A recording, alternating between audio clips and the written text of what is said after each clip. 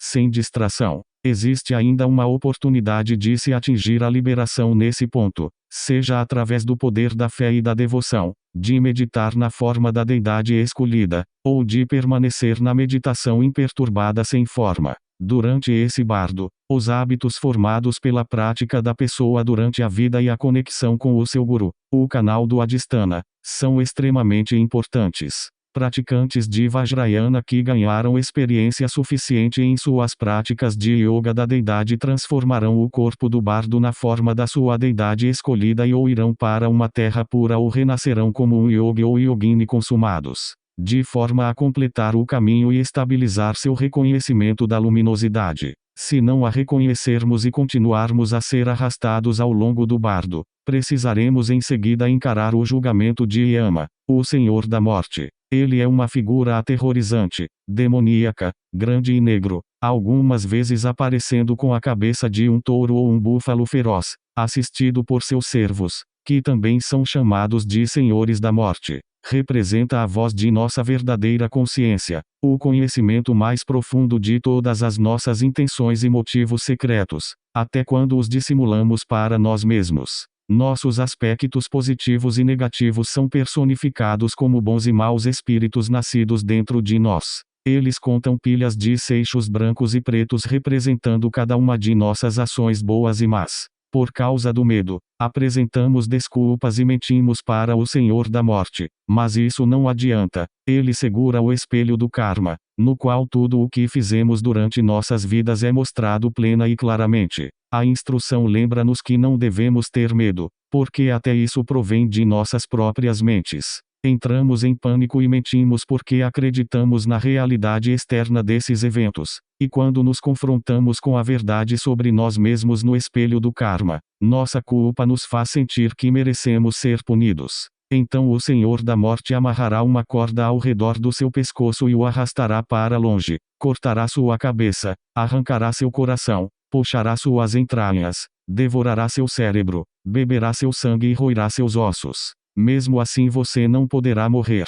Portanto, embora seu corpo tenha sido cortado em pedaços, você se recuperará. Ser cortado repetidas vezes provoca extrema dor. Portanto, não tenha medo quando os seixos brancos forem contados. Não minta e não tema o Senhor da Morte. Já que possui um corpo mental, não pode morrer, mesmo que seja assassinado e despedaçado. Você é na realidade a forma natural do vazio, portanto não há necessidade de medo. Esses senhores da morte, também, são a forma natural do vazio, sua própria autoexibição confusa. Você é um corpo mental vazio, de impressões kármicas. Vazio não pode danificar vazio, aquilo que não tem características não pode prejudicar aquilo que não tem características. O Senhor da Morte, os bons e os maus espíritos, o demônio com cabeça de touro e assim por diante não possuem realidade externa além da sua autoexibição confusa. Portanto, reconheça isso. Neste exato momento,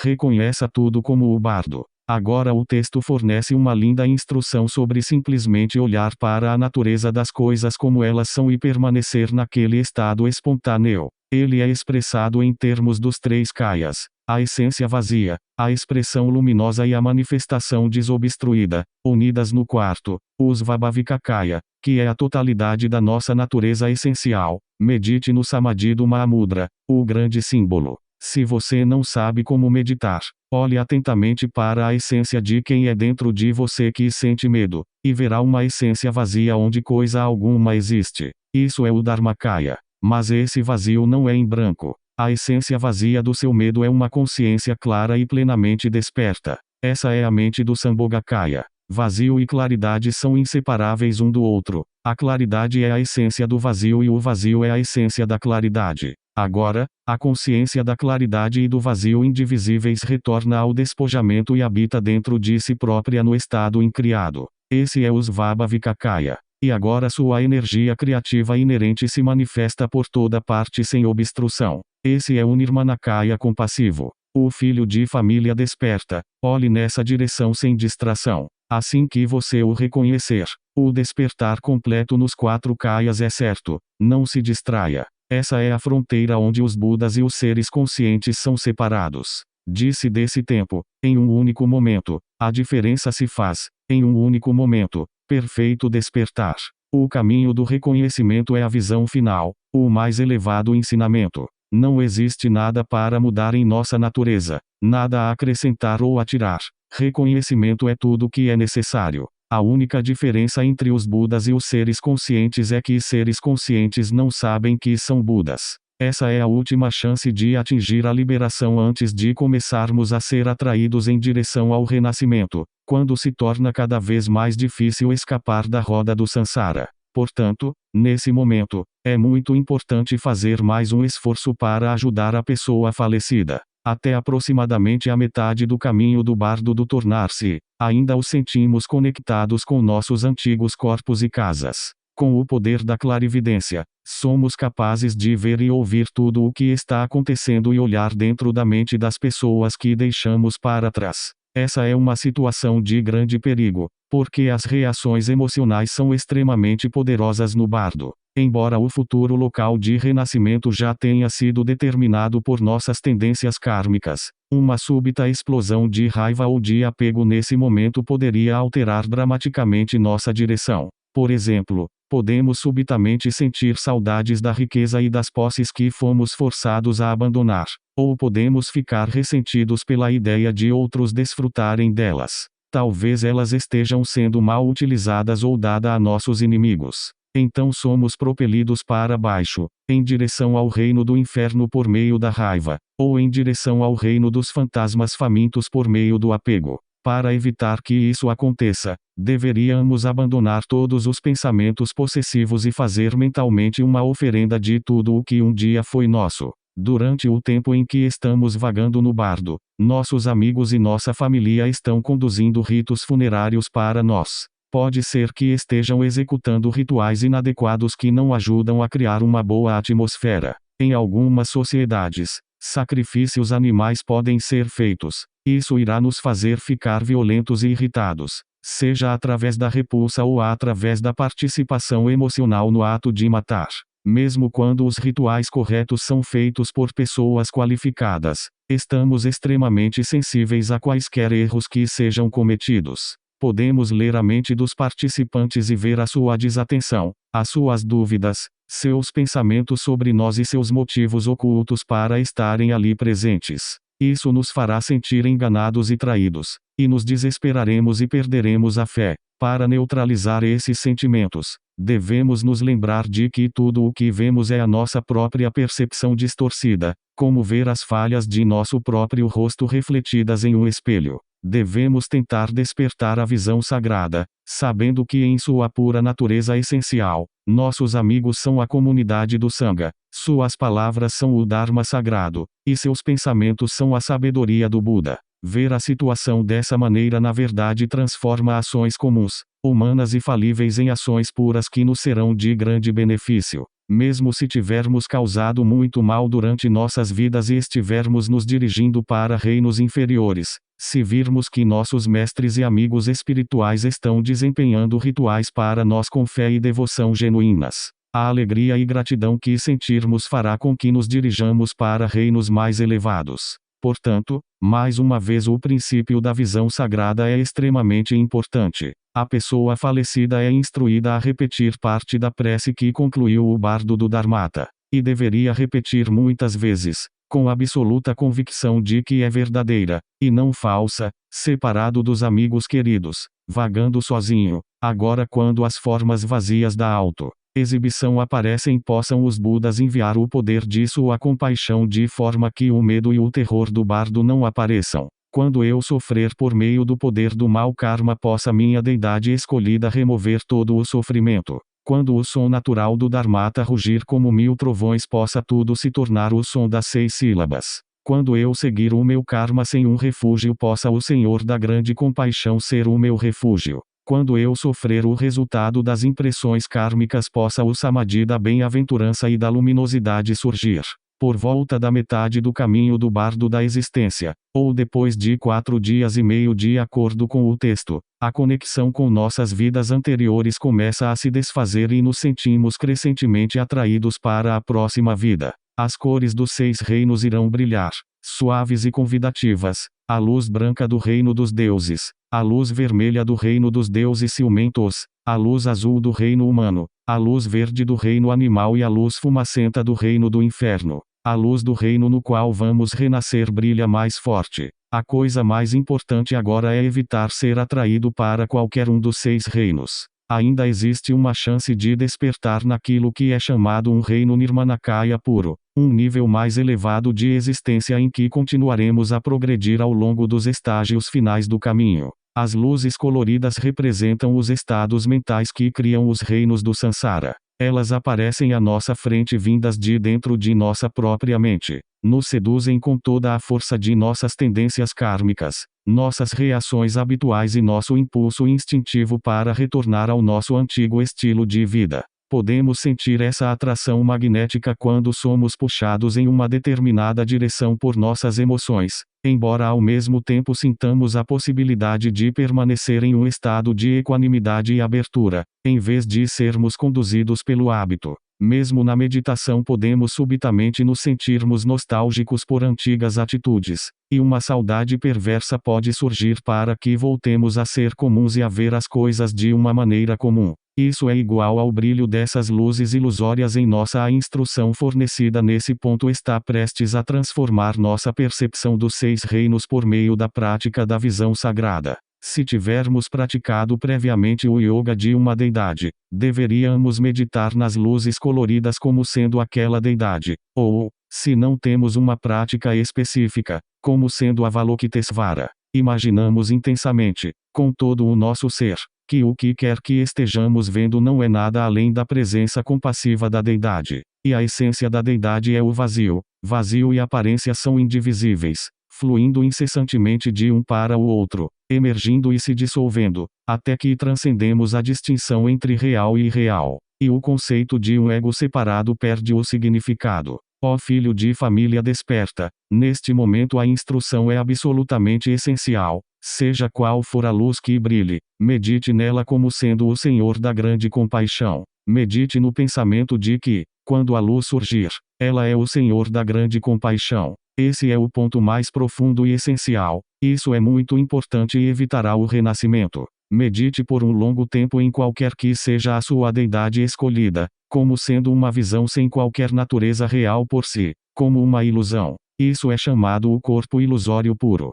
Em seguida, deixe a deidade desaparecer nas fronteiras interiores e permaneça por um tempo no estado de vazio e claridade, onde não existe apego nem mais nada. Medite novamente na deidade, e em seguida de novo na luminosidade. Medite assim alternadamente. Depois deixe que até mesmo sua consciência desapareça de seus limites exteriores e mergulhe para dentro. Onde quer que haja espaço, há consciência, e onde quer que haja consciência, há o Dharmakaya. Permaneça silenciosamente na ausência de ego e na simplicidade do Dharmakaya. A partir desse estado, o nascimento será evitado e você despertará. Aqui, a simplicidade se refere à ausência de qualquer manifestação mental. Ela significa literalmente sem expansão ou elaboração, o que Trungpa Rinpoche chamava de as complexidades do Sansara e do Nirvana. É um conceito baseado no entendimento de que os fenômenos não possuem existência independente, mas surgem da mente como autoexibições espontâneas.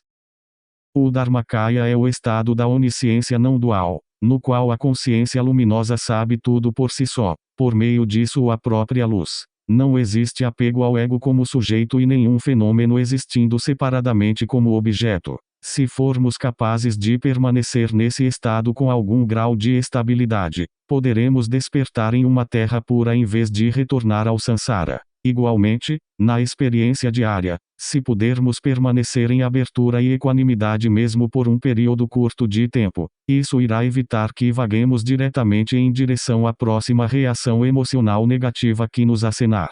Com a sensação de possuir um corpo mental, o Gandharva ou consciência do bardo sente-se extremamente vulnerável e desorientado, portanto procura desesperadamente por qualquer lugar de refúgio. É incessantemente fustigado pelo vento do karma e continua a suportar a experiência de ser perseguido em meio à escuridão, aos furacões, à neve e ao granizo. Ao tentar escapar, aqueles que levaram vidas más sentem que estão fugindo para um sofrimento ainda maior, enquanto aqueles que levaram vidas boas sentem que estão viajando em direção a um lugar de felicidade. Finalmente, visões de homens e mulheres em união sexual aparecem. Se um Gandharva com as conexões corretas em relação a esses futuros pais estiver presente, ele tem agora a oportunidade de se introduzir entre o esperma e o óvulo enquanto eles se unem, e assim entrar em um útero. O livro explica que existem dois métodos principais que podem ser aplicados para evitar o renascimento: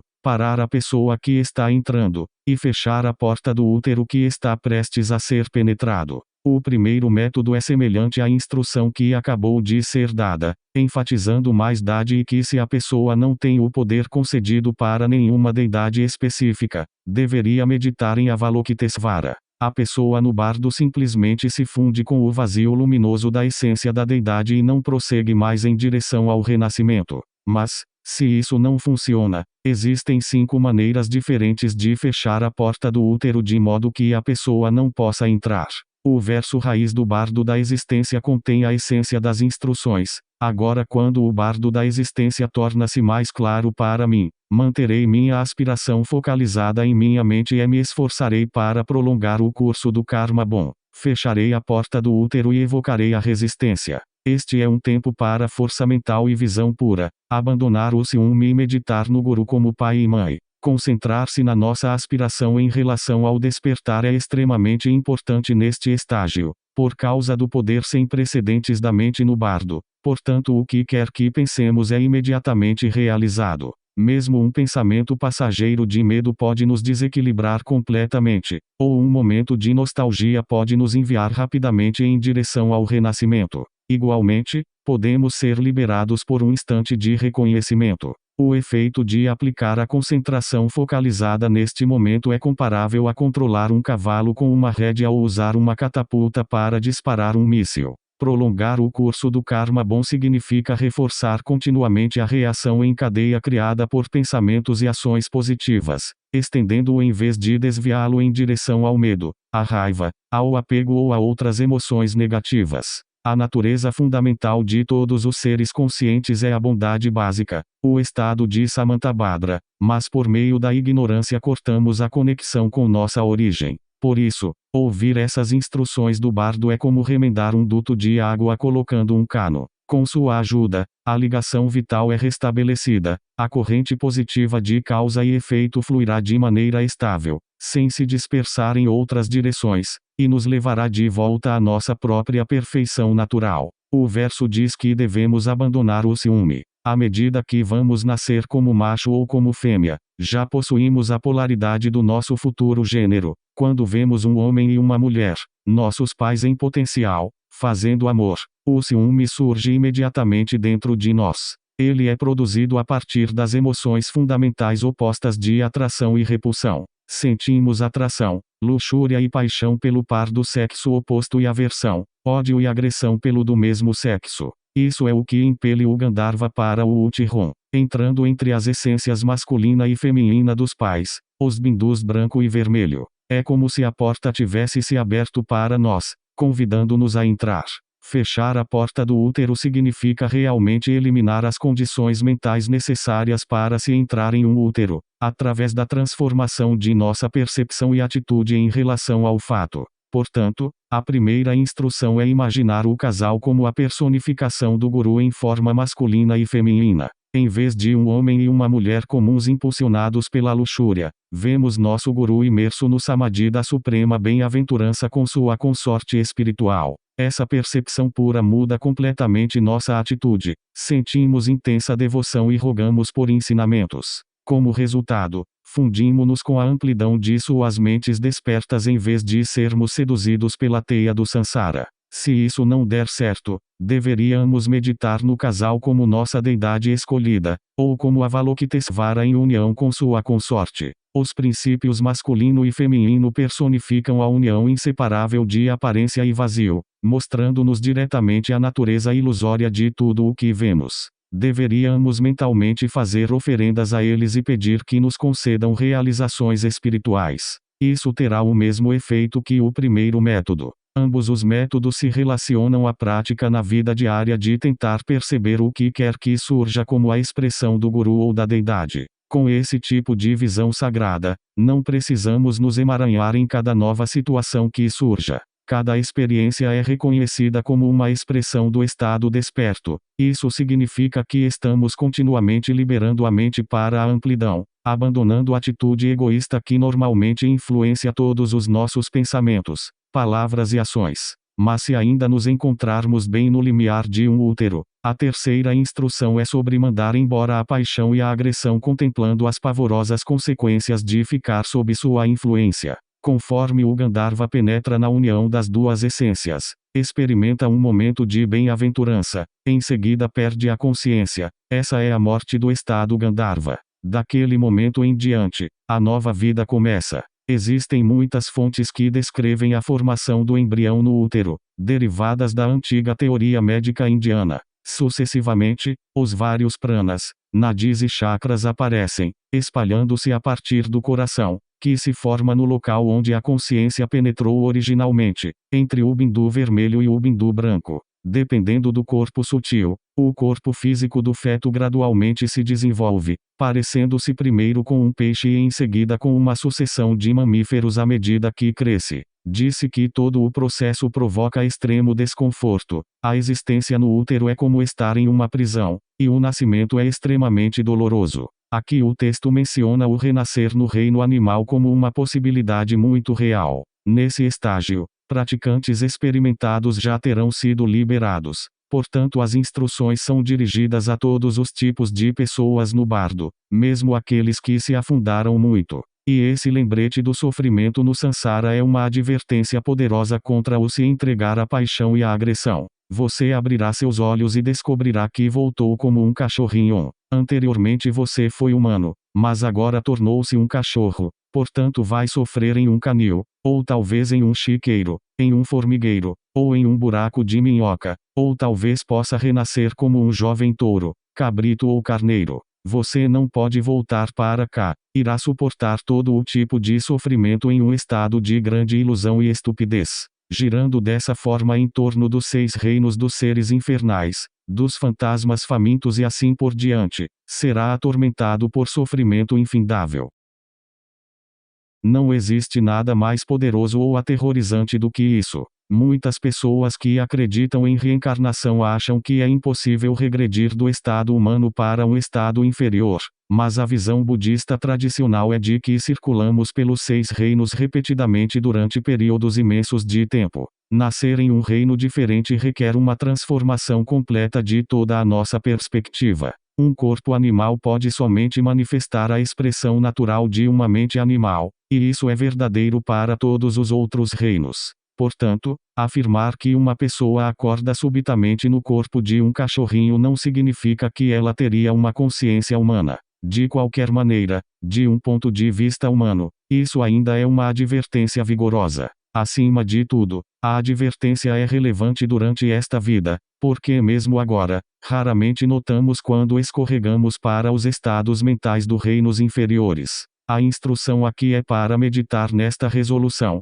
ai de mim, para um ser consciente de karma ruim, como eu. Embora tenha circulado ao redor do Sansara já por muitas vezes, ainda estou vagando desse jeito como resultado da paixão e da agressão. Se eu seguir sentindo paixão e agressão dessa forma, vagarei incessantemente no Sansara e estarei a perigo de afundar no oceano do sofrimento por um longo tempo. Portanto, agora não sentirei absolutamente nenhuma paixão nem agressão. Ai de mim, ai de mim. Concentrar-se nessa firme resolução destruirá a precondição para entrar em um útero, portanto a porta será fechada. Se esse método não for bem sucedido, a quarta técnica é meditar na irrealidade de todas as nossas experiências. Tanto os terrores do bardo quanto o aparente refúgio oferecido por nossos futuros pais se originam de nossa própria mente, e essa mente por si é ilusória e não existente. Tomamos o que não é real por real, e o que não existe por existente, e é por isso que estamos aprisionados no Sansara. O texto cita as analogias tradicionais que se aplicam a cada aspecto da vida. Agora eles são todos como sonhos, como magia, como ecos, como castelos no ar, como miragens, como reflexos, como ilusões óticas, como a lua na água. Não são reais nem por um momento. Certamente não são verdadeiros, mas falsos. Essa meditação é extremamente poderosa porque mina diretamente a crença na dualidade e no ego. A entrada para o renascimento é automaticamente fechada, porque não existe mais nenhum sentido de indivíduo para renascer. O método final de fechar o útero é essencialmente uma meditação de Dzogchen na luminosidade e no vazio da mente, o mais simples de todos os ensinamentos. Ó filho de família desperta, se mesmo depois de fazer isso a porta do útero não se fecha, agora ela deveria ser fechada pelo quinto método, meditação na luminosidade. A meditação deve ser feita da seguinte maneira: tudo o que existe é minha própria mente, e essa mente é vazia, não nascida e desobstruída, conforme você contempla esse pensamento. Deixe sua mente permanecer fácil e naturalmente dentro dela mesma de sua própria maneira, como água vertida em água, auto-abrangente, solta, aberta e relaxada, de tal forma que sua mente não seja estragada por nada artificial. Isso fechará definitivamente a porta do útero para todos os 4 tipos de nascimento, com certeza. Medite nisso repetidas vezes até que ela se feche. Ao fornecer todas essas diferentes instruções, assim como durante o bardo do Dharmata, o texto está mostrando a multidão de possibilidades continuamente presentes ao nosso redor como portais em potencial para o despertar. Na vida, assim como no estado de pós-morte, nem todas as oportunidades estão disponíveis para todos, e nem sempre somos capazes de responder a elas. Não podemos ficar no bardo da existência para sempre, portanto, se não conquistamos a liberação nem entramos em um útero, chega um tempo em que temos de embarcar em uma nova existência. As instruções finais dizem respeito a escolher o melhor nascimento possível. A intenção de fornecer todos os detalhes que se seguem é para que a experiência atordoante por que a pessoa falecida passa faça sentido, para fornecer algum tipo de mapa para essa jornada rumo a território desconhecido, onde somos impelidos pelo karma em direção à colheita das sementes que plantamos. Dentro das luzes coloridas dos 6 reinos, características de suas paisagens começam a aparecer assim que nos aproximamos deles. Talvez sejamos atraídos muito fortemente para um reino e por isso percebamos somente aquele, ou talvez vejamos lampejos de outros reinos à medida que aspectos diferentes do nosso karma se destacam. Durante todo o tempo, estamos procurando desesperadamente por algum lugar para nos escondermos, portanto, o que quer que vejamos parecerá um lugar de refúgio. E nesse momento que deveríamos pensar em resistência, como diz o verso. O livro descreve os sinais e características de cada um dos reinos, de forma que se estivermos próximos de nascer em um deles, possamos reconhecer as indicações e resistir à tentação de entrar em um útero. Ao escolher um novo local de nascimento, o mais importante a fazer é considerar as oportunidades que ele oferece para praticar o Dharma. Desse ponto de vista, o reino humano é visto como sendo o melhor de todos, mesmo melhor do que os elevados reinos dos deuses e dos deuses ciumentos. Ele consiste em 4 regiões ou continentes nos 4 pontos cardeais ao redor do Monte Meru, o eixo do nosso sistema de mundo, mas nem todos são igualmente adequados. Se formos renascer no continente oriental, veremos um lago no qual gansos estão nadando. O sinal do continente ocidental é um lago onde cavalos estão pastando, e o sinal do continente setentrional é um lago cercado por árvores e gado. Todos eles são locais de riqueza e felicidade, mas são muito materialistas e o Dharma não floresce lá, portanto deveriam ser evitados. Somente o continente meridional, que corresponde ao nosso mundo, tem condições que apoiam o Dharma. Se tivermos as qualificações kármicas para nascer lá, veremos muitas casas luxuosas e deveríamos entrar nelas para encontrar nossos futuros pais. Podemos também ter visões dos outros reinos. Se formos nascer no reino dos deuses, veremos palácios celestiais, com muitos andares e inteiramente decorados com joias. Embora a vida dos deuses seja considerada muito fácil e prazerosa para a busca séria do Dharma, possui muitas qualidades excelentes, portanto deveríamos entrar, se pudermos. Os deuses ciumentos são violentos e agressivos embora partilhem a natureza dos deuses, portanto deveríamos tentar arduamente não ser atraídos para o seu reino. Conforme nos aproximamos dele, vemos deliciosos bosques de arvoredos e rodas de fogo giratórias, armas mágicas que cospem chamas enquanto giram em direção a seus alvos. Se formos nascer como animais, tudo parecerá como se através de um nevoeiro. Percebemos vagamente as moradias de vários tipos de criaturas, cavernas nas rochas, buracos no chão e frágeis abrigos de palha. Definitivamente, não deveríamos nos dirigir para eles. O reino dos fantasmas famintos parece escuro e sombrio. Fantasmas podem habitar todo tipo de lugares estranhos, por exemplo, dentro de árvores ou debaixo da terra. Portanto, as bocas negras das covas pelo chão, os troncos partidos ou qualquer protuberância ou pedaço de terra pode parecer que oferece abrigo. Deveríamos perseverar em resistir a qualquer pensamento de entrar lá. Finalmente, os sinais do reino do inferno são descritos. Parecerá que estivemos viajando ao longo de uma estrada escura na qual existem moradas negras e vermelhas, covas escuras e ilhas de escuridão densa, sombria. Podemos ter de entrar indefesos, contra a nossa vontade, fascinados pelas canções daqueles com karma ruim, portanto deveríamos ser extremamente cautelosos e resistir tão fortemente quanto possível. Durante todo o tempo estaremos sendo perseguidos pelas manifestações ilusórias do karma, os demônios, assassinos e vingadores, bestas selva-bens, escuridão, furacões e tempestades de neve e granizo. Toda a atmosfera euro-assustadora, portanto se virmos um bosque, rapidamente nos escondemos no meio dele, ou se existe uma casa, corremos para dentro dela, podemos até cair em um buraco no chão ou nos enroscarmos dentro das pétalas de uma flor. Em seguida tornamo-nos apegados ao nosso esconderijo e ficamos muito assustados para sair. Por isso acabamos tomando um corpo naquele reino. Isso é um sinal de que demônios e forças malignas estão o obstruindo agora. Nesse momento, existe uma instrução profunda, portanto ouça e compreenda. A instrução é para convocar o auxílio das deidades coléricas para prote-se cedilha maiúsculo O. Mesmo que tenhamos sentido medo delas quando apareceram mais cedo, agora que estamos em dificuldades tão desesperadoras, temos uma outra oportunidade de entender seu significado profundo. Como as personificações das mais poderosas energias de nossa natureza desperta. Se tivermos meditado previamente em uma forma colérica, o melhor é visualizá-la. Caso contrário, podemos convocar o grande supremo Eruka, Ayagriva ou Vajrapani, manifestações coléricas das famílias Padma e Vajra, cujas imagens serão mais bem conhecidas por qualquer um familiarizado com o Vajrayana. Não importa realmente que deidade é escolhida, o importante é que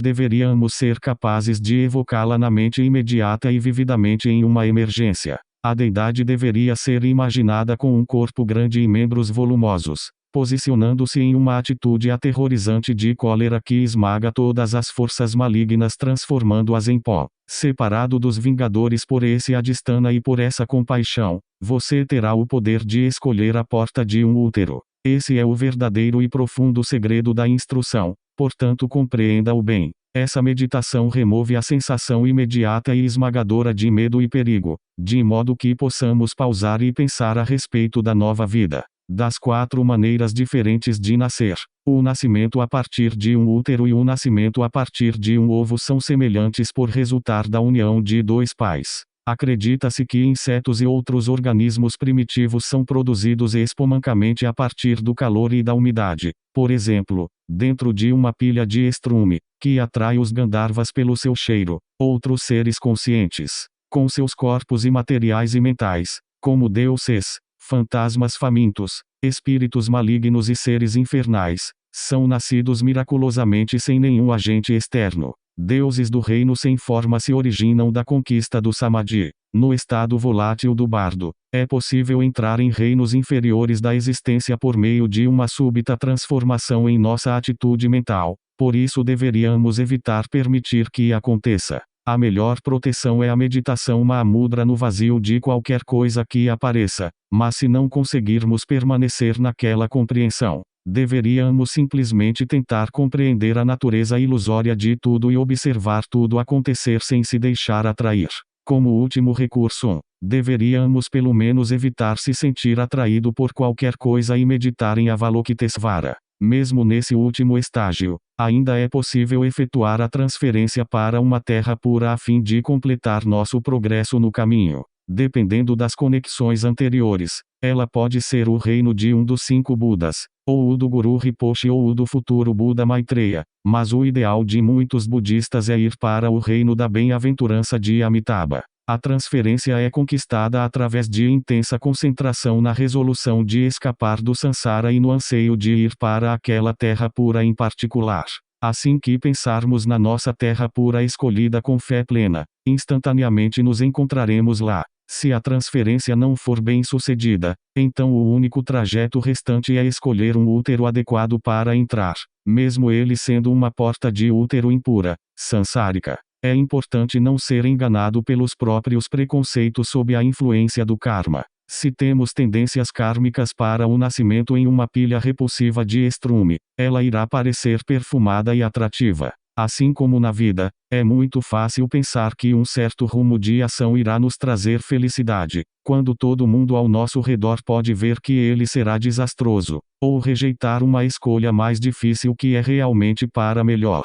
Mesmo se a porta de um útero parece boa, não confie nela, e mesmo se ela parece ruim, não a rejeite. O segredo verdadeiro, profundo, essencial é entrar no estado de supremo equilíbrio no qual não existe bom ou ruim, aceitação ou rejeição, paixão ou agressão. Deveríamos tomar uma firme resolução de nascer em uma situação em que possamos praticar o Dharma e ser de algum benefício para todos os seres viventes. Isso pode significar nascer em uma posição de poder e influência, seja mundana ou espiritual, ou simplesmente como o filho de uma família religiosa cuja prática seja pura e genuína. Então, quando encontrarmos pais adequados, deveríamos pensar no útero da mãe como um palácio divino e entrar nele solicitando a todos os Budas e Bodhisattvas por seu adhisthana. Mesmo se não pudermos administrar isso, no mínimo deveríamos entrar em um útero com fé e confiança. Ó filho de família desperta,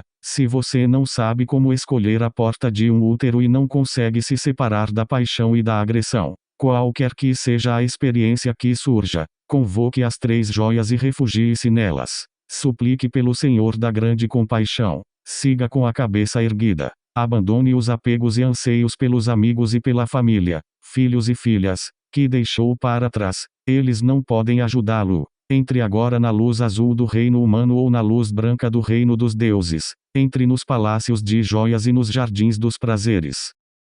Nessa é a instrução final de liberação através da audição, que termina enfatizando mais uma vez o grande valor e utilidade de lê-lo em voz alta para aqueles que morreram. Com tantas instruções diferentes mostrando a natureza das experiências do bardo, como os degraus de uma escada, pessoas de todos os níveis de compreensão o reconhecerão em um estágio ou em outro, ou conquistarão um bom renascimento no qual encontrarão um verdadeiro amigo e mestre espiritual. É fácil alcançar e influenciar a consciência dos mortos, porque eles têm corpos mentais e não físicos. Têm percepção paranormal, inteligência extremamente clara e o poder de viajar instantaneamente para onde quer que queiram. Portanto, não importa quão longe tenham vagado, voltarão quando forem chamados e escutarão os ensinamentos. Essa condição responsiva da mente no bardo é comparada a flutuar um tronco de árvore na água para transportá-lo com mais facilidade, enquanto em terra seca mesmo 100 homens não seriam capazes de movê-lo.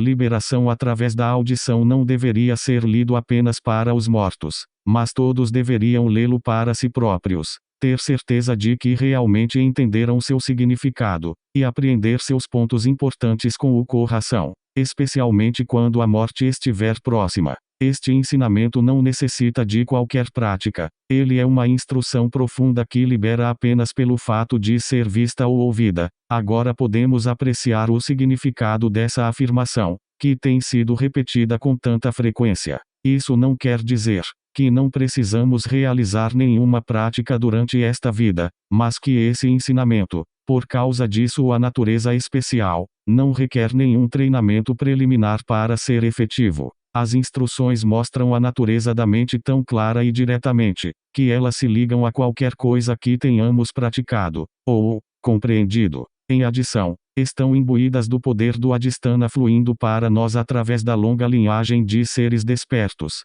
da própria mente do Buda primordial, através do Buda Sakyamuni, o precioso Guru Padmakara, o descobridor Karma Lingpa, diretamente até os grandes mestres de nosso tempo, tais como Trungpa Rinpoche, que as transmitiu de uma forma que fala aos nossos corações. Como dizem as palavras de encerramento, mesmo que os Budas do passado, do presente e do futuro procurassem, não encontrariam um ensinamento melhor do que este, em relação à vida diária. O bardo da existência representa cada novo momento assim que ele está pronto para surgir, cada pensamento, cada ação e cada forma de expressão que produzimos. Ele é condicionado pelo passado que por sua vez molda o futuro. Mas a corrente de causa e efeito não é alterável. Pode ser interrompida e transformada ao se reconhecer sua natureza ilusória e ao se acessar a energia inconcebível de nosso estado desperto natural. Podemos mais facilmente captar um momento de vir à existência quando um estado emocional ou atitude mental começam a se desenvolver.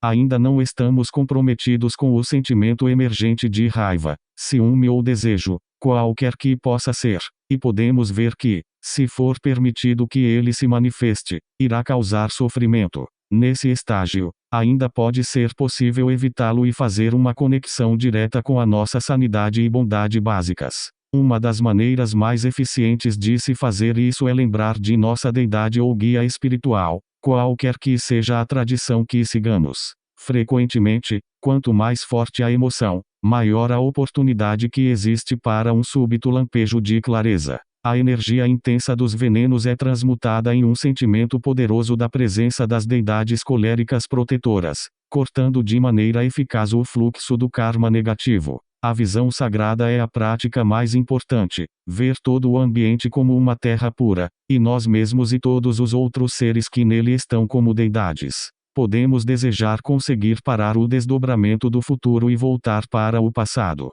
Mas a cada momento o passado morre e não podemos retornar a ele, assim como não podemos reentrar em nossos antigos corpos depois da morte. O sentido do ego depende do apego ao passado. Vendo isso claramente e o abandonando, podemos evitar que os erros do passado se repitam sucessivamente. Se padrões positivos emergirem em nosso fluxo mental, poderemos nos sentir cheios de alegria e esperança, despertando de uma maneira alegre e aguardando ansiosamente a próxima fase de nossas vidas. Então deveríamos tentar não entrar nela de forma cega e egoísta, mas fazer uso dela para aumentar nosso entendimento, beneficiar os outros e partilhar mentalmente nossa alegria com todos os seres conscientes. Se não tivermos escolha a não ser entrar em uma situação dolorosa, podemos formular uma aspiração para levar o sofrimento de todos os seres junto com a nossa dor.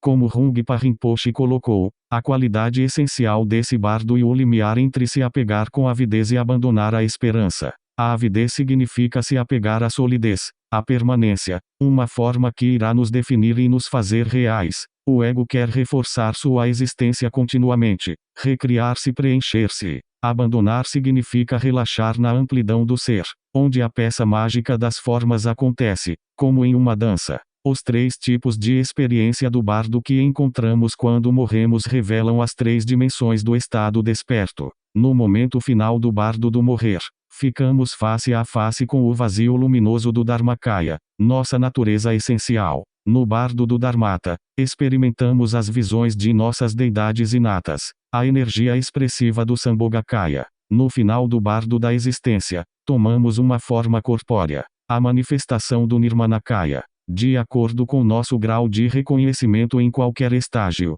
podemos alcançar um nível de despertar, até que sejamos finalmente capazes de reconhecer a luminosidade básica, como o encontro de uma mãe e um filho longamente separados. Tudo aquilo que não é o estado desperto é o bardo. Sempre estamos em um estado de bardo, assim como os 3 kayas estão sempre presentes em nossas vidas. Conforme o passado se dissolve, a mente se funde com a não existência de tudo o que existe, a amplidão onipresente do espaço, a totalidade da qual todos os fenômenos surgem e para a qual retornam, o Dharmakaya. No intervalo entre a desaparição de um pensamento e o surgimento do próximo, a mente permanece no estado de claridade, consciência luminosa vibrante com a exibição mágica da energia, o Sambhogakaya. À medida que cada novo momento de consciência surge, ele dá forma às qualidades despertas naturais da mente e as traz à vida neste mundo, como a manifestação contínua de corpo, fala e mente, o Nirmanakaya.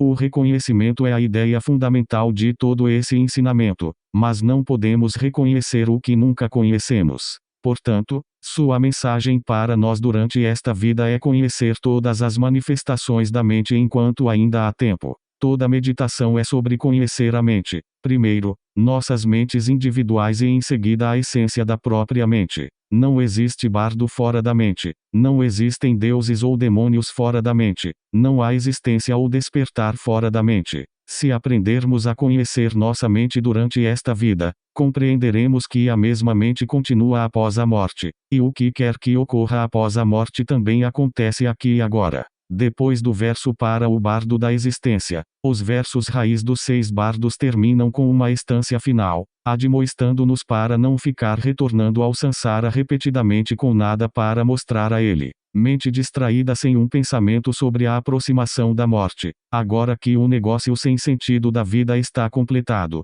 voltar vazio de novo desta vez é altamente ilusório. O reconhecimento é o Dharma sagrado, divino, que você necessita. Portanto, por que não praticar o Dharma divino neste exato momento? Por isso os grandes Siddhas falaram: se você não mantiver os ensinamentos de seu guru no coração, não será você um traidor de si próprio. Sem a prática que torna o reconhecimento possível, é duvidoso que vejamos realmente quaisquer das aparências que são descritas em tantos detalhes. Essas descrições são dirigidas a pessoas que são capazes de reter algum nível de consciência através da morte, de clarificar o que está acontecendo e lembrá-los de suas experiências anteriores. Outros poderão talvez estar conscientes das luzes fascinantes e das cores relampejantes, ou de tremendas ondas de som. Eles provavelmente se sentirão fustigados pelas emoções cambiantes sem entender sua causa. Haverá sentimentos de intensa reverência, de atração e desejo em uma direção,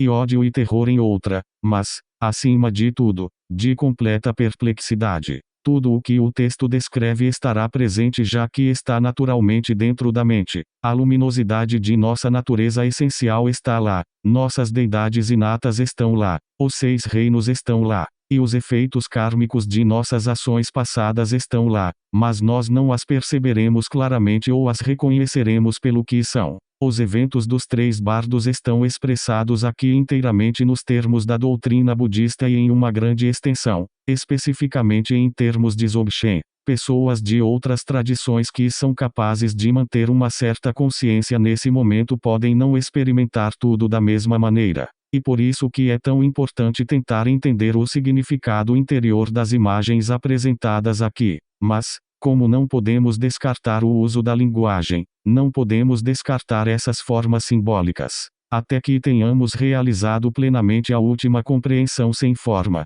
a realidade nua deve permanecer vestida com imagens. Dessa maneira, o estado desperto inconcebível atua incessantemente por meio dos fenômenos mágicos da vida, da morte e dos bardos, e de forma transparente se revela ao olho da visão sagrada. A aspiração. O firmamento ilimitado do vazio é luminoso com luz toda penetrante, em céu de mente clara, livre das complexidades. O arco-íris dos fenômenos rebrilha, onde nem confusão nem liberdade jamais existiram. O Pai e a Mãe de tudo, bondade universal, habitam na grande bem-aventurança secreta além do pensamento e mesmo assim revelam os milagres da atividade incessante do amor. O que quer que o olho veja é visão sagrada, o que quer que o ouvido escute, a voz da verdade, quaisquer que sejam os pensamentos que surjam na mente, sua própria autoconsciência autoliberada, possam todos despertar para aquela grande perfeição.